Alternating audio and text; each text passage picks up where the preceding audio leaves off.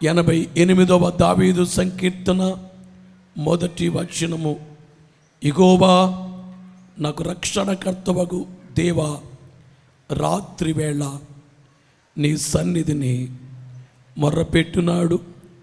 నా ప్రార్థన నీ సన్నిధికి చేరునుగాక. నా మొర్రకు చెవియొక్కము. నేను ఆపదలతో నిండి ఉన్నాను. నా ప్రాణము పాతాళమునకు సమీపించి ఉన్నది. ఈ దావీదు సంకీర్తనలో 150 కీర్తనలు ఇందులో కనబడతాయి.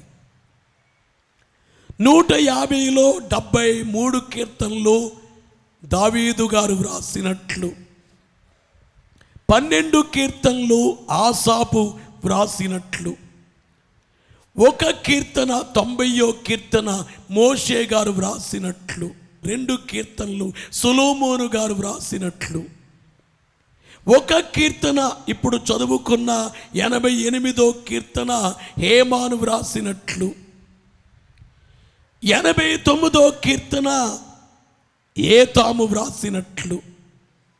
ఇక మిగిలిన కీర్తనలు ఎవరు రాశారో దానిపైన వేయలేదు, కానీ ఆ మిగిలిన కీర్తనలు దావీదే వ్రాసుంటారు అనేది పండితుల అభిప్రాయం. 73 కీర్తనలు దావీదు రచించినట్లుగా, కొన్ని ఎవరు రచించారో వ్రాయబడలేదంటే దావీదే వ్రాసుంటారు అని. ఈ 88వ సంకీర్తన వ్రాసినటువంటి వారు యెజ్రెయీయుడైనటువంటి హేమాను రచించిన కీర్తన.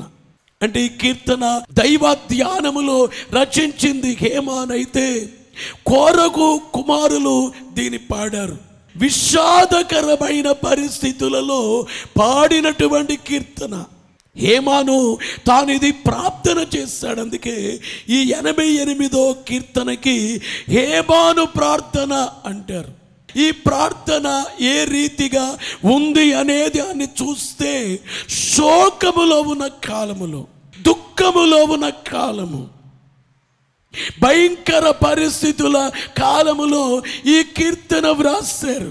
4వ వచనాన్ని మనము గమనిస్తే, సమాధిలోనికి దిగువారిలో నీ నొకనిగా ఎంచబడి తిని, నేను త్రాణలేని వాని వలె అయితిని. అంటే చచ్చిన శవాన్ని సమాధిలోనికి దించుతారు. నేను ఎలాగున్నానంటే ఇప్పుడు నా పరిస్థితి చచ్చిన శవము లేగుంది. చాలామంది మీలో అంటారయ్యా, నేను ఇలా కనబడుతున్నాను కానీ నేను చనిపోయాను. నా పరిస్థితులు ఎట్లా ఉన్నాయి? చనిపోయినట్లుగా ఉన్నాయి. పైకి మాత్రం బాగా కనబడుతున్నాను. మా పరిస్థితులు అట్లా ఉన్నాయి. ఏమనుకున్నది ఏమిటంటే బలహీనత. అంత బలహీనమైపోయింటే నా మనస్సు అంత బలహీనమైపోయింది. బలహీనుండి, ఇంగ్లీషులో వీక్నెస్ అనే మాట మాట్లాడతారు. వీక్నెస్ అనగా బలహీనత. 15వ వచనాన్ని మనము చూస్తే, బాల్యము నుండి నేను బాధపడి చావునకు సిద్ధమైతిని. ఏమైపోయాను? బాధపడి చావునకు సిద్ధమైతేనంటే ఈ వచనాన్ని మనము చూచినప్పుడు బాల్యము నుండి ఏదో ఈయనకి అనారోగ్యం ఉంది. ఒకటి ఏమిటంటే బలహీనత, రెండోది ఏమిటంటే అనారోగ్యము. అలాగే 18వ వచనములో చూస్తే, నా ప్రియులను స్నేహితులను నీవు నాకు దూరముగా ఉంచి ఉన్నావు. నా ప్రియులను, నా స్నేహితులను నీవు నాకు దూరముగా ఉంచి ఉన్నావు. అంటే హేమాను బాధపడేది ఏమిటంటే ఒంటరి వాడిని అయిపోయాను. మొదటిది బలహీనత, రెండోది అనారోగ్యము, మూడోది ఒంటరితనము. ఏకాకినైపోయాను. నా ప్రియుల్ని, నా స్నేహితుల్ని నేను కోల్పోయి ఒంటరిగా ఉన్నాను, ఏకాకిగా ఉన్నాను. ఒంటరితనం, లోన్లీనెస్. ఒకటి ఏమిటంటే వీక్నెస్, రెండోది ఏమిటంటే సిక్నెస్, మూడోది ఏమిటంటే లోన్లీనెస్. చుట్టూరు అందరూ ఉంటారు కానీ ఎవరూ లేనట్లు అనిపిస్తుంది. మీలో చాలా మంది చెప్పేది, అయ్యా అందరూ ఉన్నారు కానీ నాకెవరూ లేని ఒంటరి బ్రతుకుతున్నాను. ఒక్కడినైపోయాను, ఏకాకినైపోయాను. ఏమి చెయ్యాలో నాకు అర్థం కావడం లేదు అలాగే మరొకటి ఏమిటంటే 18 చివరిలో చూస్తే చీకటియే నాకు బంధువర్గమాయను. డార్క్నెస్, అంధకారము అంటే కళ్ళు తెరిస్తే చీకటే కనబడుతుంది. అంటే ఏంటి అంధకారం? అది రాత్రి కాలమా? కాదు కాదు, రాత్రి అంధకారం లాంటి అంధకారం కాదు. పట్టపగలే మంచి ఎండే, మిట్ట మధ్యాహ్నం అన్నట్లుగా మంచి వెలుగు టైం, కానీ నా మనసంతా కూడా చీకటిగా ఉంది. కారు మేఘము పట్టాగా నా మనసులో కటిక చీకటి పుట్టాగా. దైవజనుడు పాడుతున్నారు, కారు మేఘము మనసులో కటిక చీకటి. ఇప్పుడు చెప్పిన పరిస్థితులు ఆవరించినప్పుడు ఒకసారి పాట పాడుకొని చూడండి. 92లో నేను ఇక్కడికి వచ్చినప్పుడు నేను ఎక్కువ సార్లు పాడుకుంది ఈ పాటే. మీ మాట మూట కట్టుకుని వచ్చాను, నీవేయని నమ్మిక. ఇంకో పాట పాడుకునేవాడిని, భారములన్నిటికీ అనబడేటువంటి కీర్తన. భారములన్నిటికి నీవే యానూచు నిర్భయుడానై యున్నానులే. ఈ కీర్తనలో శోధనలున్నాను, బాధలున్నను గాని బోధింపనే మానలే. స్థలము లేదు, చర్చి లేదు, జనము లేరు, ఏమీ లేదు. కానీ ఏమీ లేకపోయినా మీరు చెప్పిన మాట ఉంది. వాదములున్నాను, భేదములున్నాను.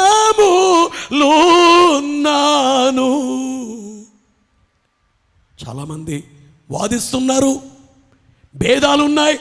బాబు నీవు ఇక్కడికి రావాలా, ఇక్కడ పాస్టర్లు లేరా, ఇక్కడ మందిరాలు లేవా, ఎక్కడో పశ్చిమ గోదావరి జిల్లా నుంచి రావాలా అని వాదిస్తున్నారు. భేదములున్నాయి, వాదములున్నాను, భేదములున్నాను. నాదుండై యున్నావులే ఓ యేసునాదా, నాదుండై యున్నావులే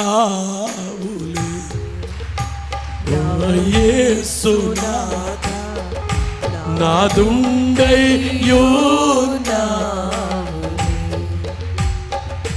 హేమాను ఏ రీతిగా ఉన్నాడు అంటే బలహీనంగా ఉన్నాడు. రెండవది అనారోగ్యముగా ఉన్నాడు. మూడోది ఒంటరితనముగా ఉన్నాడు. నాలుగోది హేమాను అంధకారములో ఉన్నాడు. ఇవన్నీ మీరు ఏంటంటే మీకు అనిపించవచ్చు, బహుశా హేమానికి పిల్లలు లేరేమో, నానేవారెవరు లేరేమో అని అనిపిస్తుంది. కానీ దినవృత్తాంతముల మొదటి గ్రంథము 25వ అధ్యాయం 5-6 వచనాలు చూస్తే ఈ హేమాను అనబడేటువంటి ఈయన యెజ్రెయేలుగా ఉన్నారు.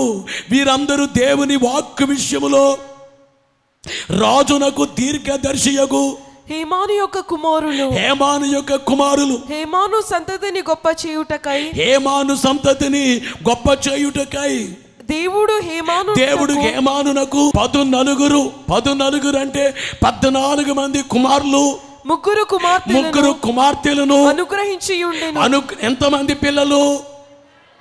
14 మంది కుమారులు, కుమార్తెలేమో ముగ్గురు. మొత్తం సంతానం ఎంతమంది? 17 మంది పిల్లలు ఆయనకు ఉన్నారు. 17 మంది ఉన్నా కానీ ఆయన ఎలా ఉన్నారు? ఒంటరితనముతోనే ఉన్నారు. ఆ నెక్స్ట్ వచనాన్ని మనము చూస్తే ఏం చేసేవారు చూద్దాం. వీరందరూ ఆసాపునకును యెదుతూనునకును హేమానునకును రాజు చేసి ఉన్న కట్టడ ప్రకారము యెహోవా ఇంటిలో తాళములు, స్వరమండలములు, సితారాలు వాయించుచు గానము చేయుచు తమ తండ్రి చేతి క్రింద దేవుని మందిరపు సేవ జరిగించుచుండిరి. ఇంతకీ హేమాను కుటుంబం ఏం చేసేది? దేవుని మందిరములో సేవ చేసే ఓ కుటుంబం హేమాను కుటుంబం. ఈ హేమాను సమూయేలు అనే ప్రవక్తకి మనవడవుతాడు. సమూయేలు ఉన్నారే బైబిల్లో, దావీదును అభిషేకించారే, బాలుడైన సమూయేలుతో దేవుడు మాట్లాడారన్నామే. ఇశ్రాయేలీయులకు ప్రవక్తగా దేవుడిచ్చారే, ఆ ప్రవక్త అయిన సమూయేలు యొక్క మనువడు హేమాను. అంటే తన అడ్రస్ బాగుంది. ఎవరమ్మాయివి నువ్వు, ఎవరబ్బాయివి నువ్వు అని అడుగుతారు. మీ తాతయ్య పేరేంటి, మీ ఇంటి పేరేంటి అని అడుగుతారు. హేమాను యొక్క తాతయ్య గారు సమూయేలు గారు. అంటే ఒక ప్రవక్త యొక్క మనవడు. తనెవరూ లేని ఆయన కాదు. 17 మంది పిల్లల్ని కలిగిన వాడు. యోబుకైతే 7 మంది కుమారులు, 3 కుమార్తెలు. ఈయన అలా కాదు, 14 మంది కుమారులు, 3 కుమార్తెలు. యోబు సంతానము కంటే డబల్ కుమారులు. అంతటా ఆయన, అందులోకి ఆయన ఏదో వేరే వేరే పని కాకుండా దేవుని మందిరములో సేవ చేస్తున్నారు, పాటలు పాడుతున్నారు. హేమాను కుమారులు పాటలు పాడుతున్నారు మందిరములో. దావీదు కాలములో, సొలొమోను కాలములో పాటలు పాడారు. దేవుని ఆలయములో పాటలు పాడటానికి నియమించబడ్డారు. అంటే ఒక శ్రేష్టమైన పని వాడికి దొరికింది. చాలా పర్యాయాలు ఒక మంచి కార్యాలు చాలా చిన్నగా కనబడతాయి మనకి. కొంతమంది అమ్మాయిలు పాడగలరు కానీ పాడరు. అంటే వాళ్ళు ఇదో భాగ్యం అనుకోరు. బైబిల్ చదవటమో భాగ్యం, అది భాగ్యం అనుకోరు.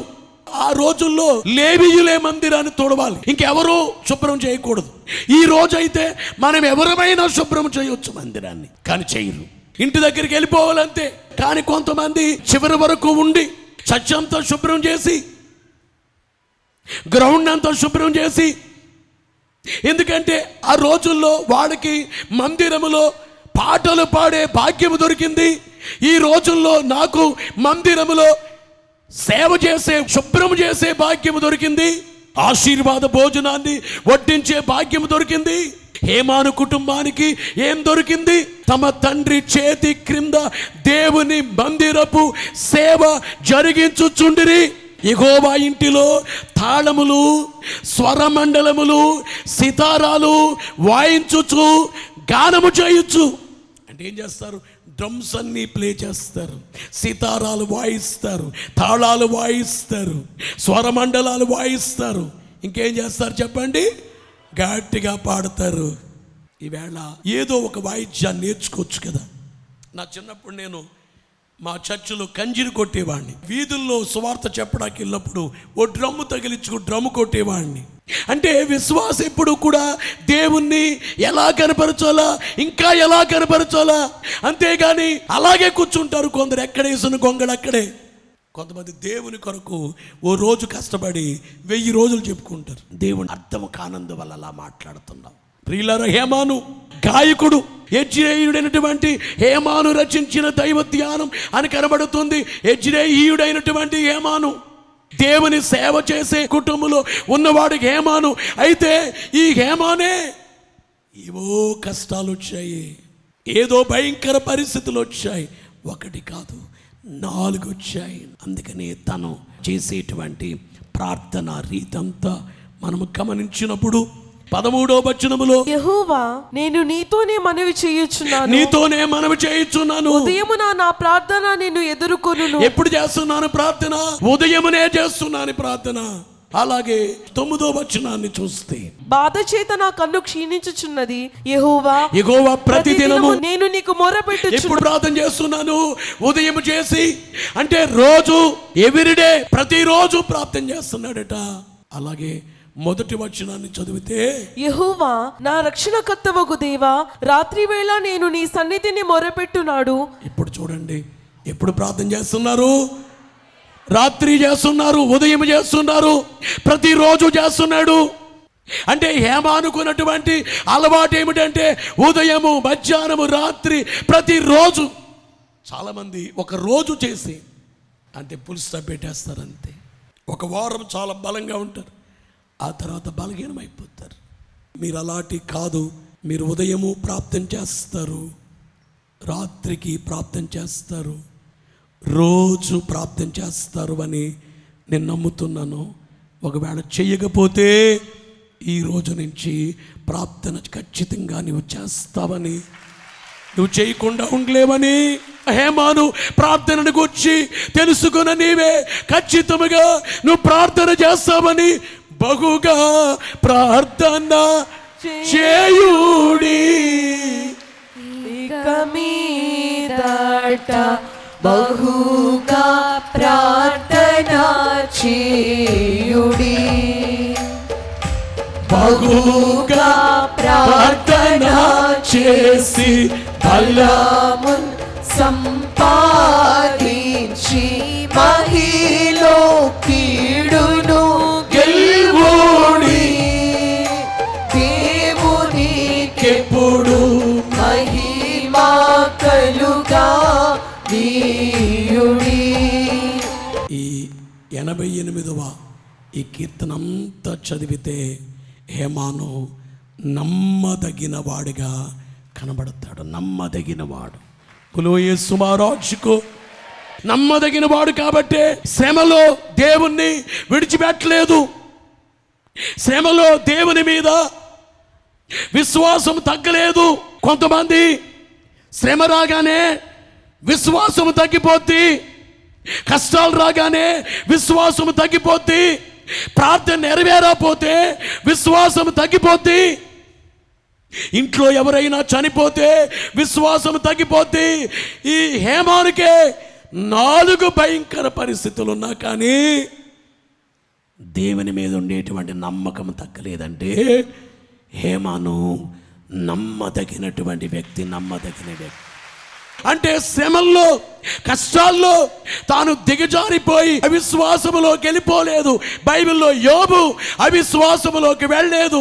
ఈ హేమాను అవిశ్వాసములోకి వెళ్ళలేదు. ఎన్నొచ్చినా దేవా యెహోవా తండ్రి ఎన్ని శ్రమలు వచ్చినా కానీ మీ పాదాల దగ్గరే నేను చచ్చిపోతాను, కానీ నేను బయటికి వెళ్ళి చచ్చిపోను.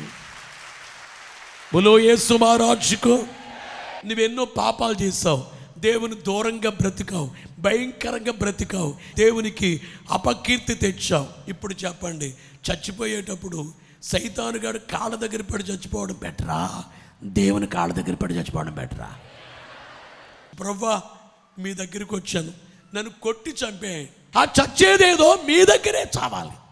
మీ చేతిలో చావడం నాకు భాగ్యం. ఎందుకంటే నన్ను చేసింది మీరు, నా కొరకు సిలువేయబడింది మీరు, నా కొరకు అన్ని ఇచ్చింది మీరు, చచ్చిపోయింది మీరు నా కొరకు. అంటే ప్రభు ఏమంటారు తెలుసా? నేను నిన్ను కొట్టి చంపడం ఏంటి, నీ కొరకే నన్ను కొట్టి చంపినా నేను భరించాను, సిలువేసిన భరించాను నీకోసం, నీకోసం చనిపోయాను. నిన్నెందుకు నేను కొట్టి చంపుతా, రమ్మనే కదా. ప్రయాసపడి భారం మోయిచున్న సమస్త జనులారా నా యొద్దకు రండి, నేను మీకు విశ్రాంతినిస్తానని లేదా? మనము నమ్మదగిన వారము కాదు, కానీ దేవుడు ఎలాంటి వారు చెప్పండి? నమ్మదగిన దేవుడు అనబడే వాస్తవాన్ని గుర్తించాలని దేవుని సేవకునిగా మీకు తెలియజేస్తున్నాను. బైబిల్లో నమ్మకమైన మంచి దాసుడా, కొరింథీ 4:17 తిమోతి నమ్మకమైన వాడు. అందుకే ప్రకటన 2:10 మరణము వరకు నమ్మకముగా ఉండుము.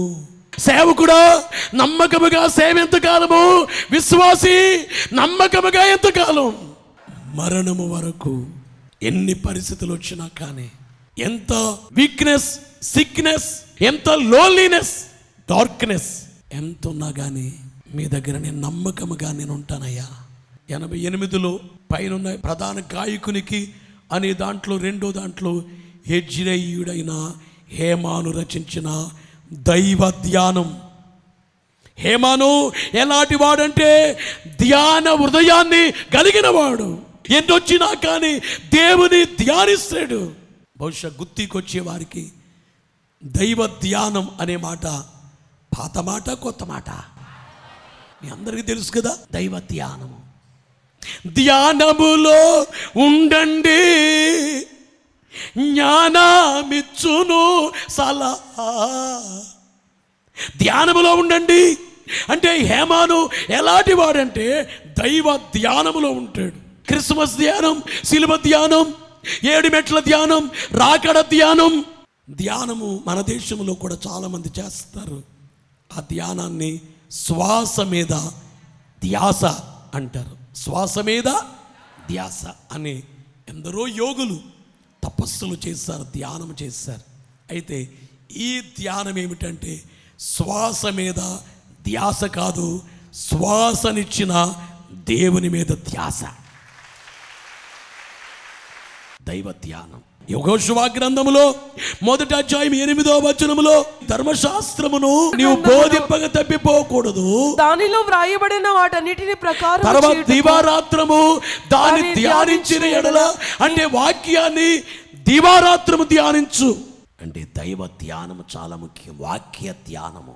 అందుకే యేసునామ స్మరణ చేయండి అనే కీర్తనలో ఇట్టి ధ్యానము చేయుచుండిన మీలోని భక్తి గట్టిపడును కాలక్రమమున. దైవ ధ్యానము చేస్తే, దేవుని తలంచుకుంటే మీలోని భక్తి గట్టిపడును కాలక్రమమున.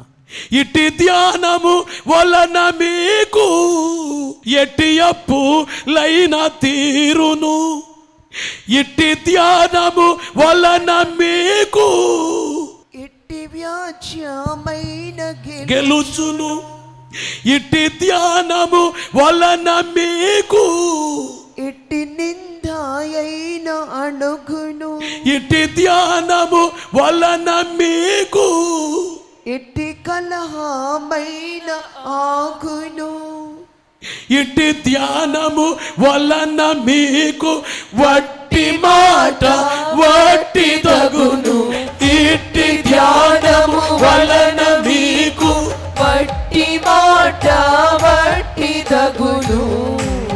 ప్రభునందు ప్రియులారా, ఈ యొక్క హేమాను మొదటిగా నమ్మదగిన వాడు, నమ్మకమైన వాడు.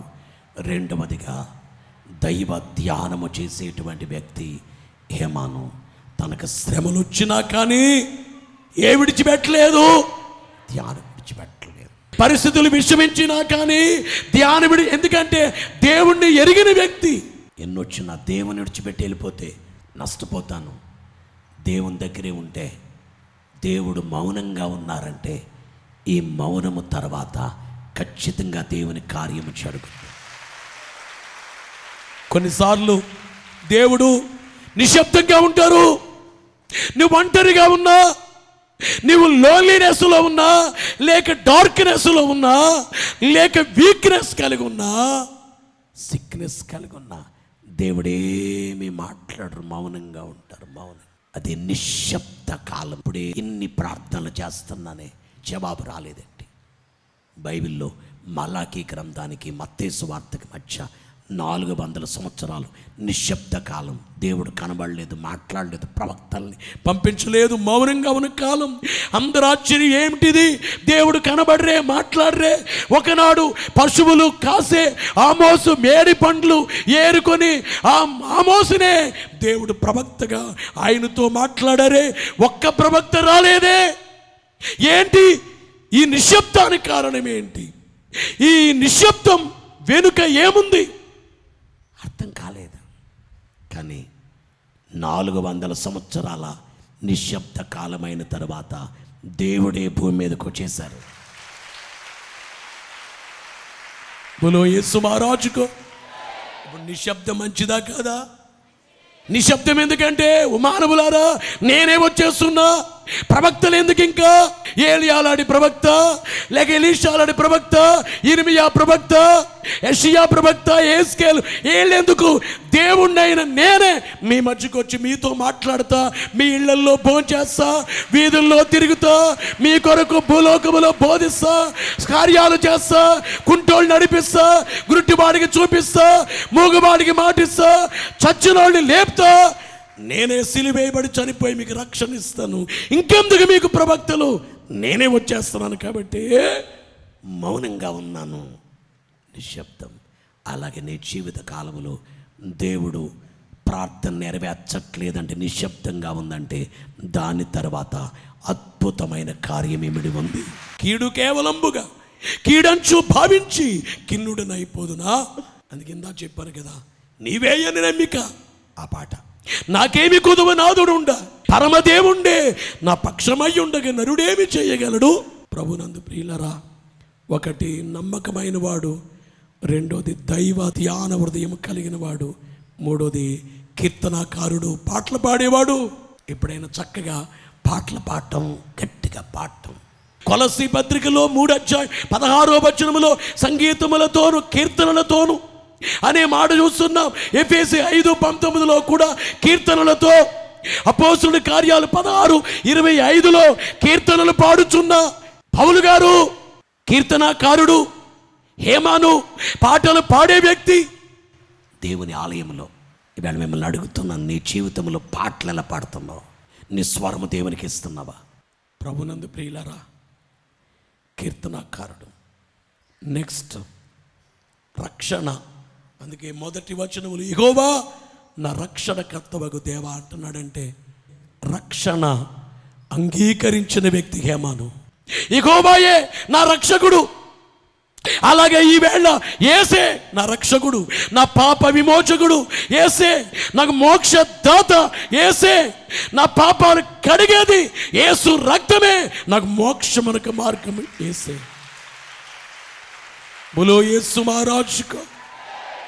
మీకా గ్రంథం 7:7 రక్షణకర్తగిన దేవుని నేను కనిపెట్టి ఉందును. హబక్కూకు గ్రంథములో 3:18 ఏమున్నా లేకపోయినా నేను నా దేవుని యందు నేను సంతోషించేదను. 5వదిగా చూస్తే ఈయన ప్రార్థనాపరుడు. ముందే విన్నాం, రాత్రి ప్రార్థన చేస్తున్నారు. హేమాను ఉదయము ప్రార్థన చేస్తున్నాడు, ప్రతిరోజు ప్రార్థన చేస్తున్నాడు హేమాను. మీ అందరికీ తెలియచేసేది, నీ జీవితంలో కూడా వీక్నెస్, బలహీనత నిన్ను ఆవరించుంది. సిక్నెస్, అనారోగ్యం నిన్ను ఆవరించుంది. లోన్లీనెస్, నీకు ఒంటరితనం నువ్వు అనుభవిస్తున్నావు. 4 డార్క్నెస్, గాఢాంధకారం, చీకటి నిన్ను అలుముకుంది. అయినా దేవుని వైపే నువ్వు చూచినప్పుడు ఖచ్చితంగా విజయాన్ని చూస్తా. విశ్వాసం ఓడిపోదు. విశ్వాసకి విజయమే. మనం ఓడిపోతామేమో కానీ మనలో ఉండే విశ్వాసం ఎప్పుడు ఓడిపోదు. ఈ యొక్క హేమాను నమ్మదగిన వాడు. 2వదిగా ఎలాంటి వాడు? దైవ ధ్యానం చేసేటువంటి వ్యక్తి. 3వది ఎలాంటి వాడు? కీర్తనాకారుడు. 4వది రక్షణ అంగీకరించిన వాడు. 5వది ప్రార్థనాపరుడు. సిలువ వేయబడి చనిపోయి తిరిగి లేచిన ప్రభు మరలా రానయ్యున్నారు. రాకడకు సిద్ధపడి మేఘమెక్కే భాగ్యము దేవుడు మీకు ఎల్లరికూ మెండుగా దయచేయును గాక.